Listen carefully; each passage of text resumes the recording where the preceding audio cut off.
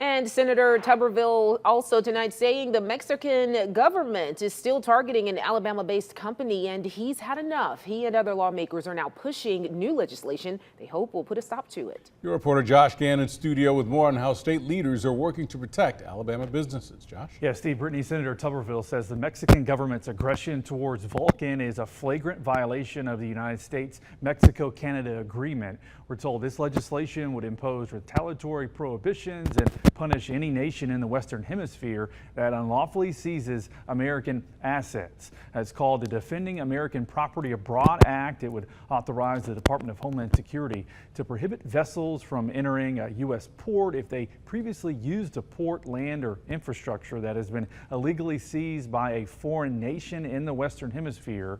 Tuberville says for years the Mexican government has been targeting Birmingham-based Vulcan Materials operations in the Yucatan Peninsula. Tuberville says those operations were shut down in 2022, which you're seeing here because of it, due to false claims that Vulcan was violating its contract, among other issues. Tuberville tells us his legislation sends a clear message. Vulcan has done business in the Yucatan Peninsula for more than 30 years, and the invasion from the Mexican government is a slap in the face to the long-standing trade agreement between the United States, Mexico, and Canada. My and Senator Hagerty's legislation would bring down the hammer on any country in the Western Hemisphere that unlawfully seizes American assets.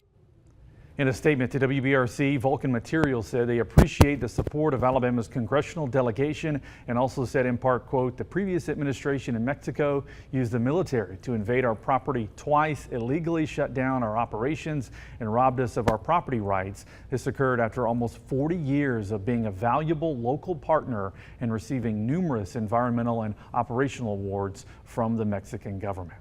Now, Vulcan went on to say they are encouraged by this bipartisan legislation, which they say promotes fairness in trade relations and protects U.S. businesses, and they look forward to productive dialogue, they say, to reach an amicable resolution. Steve?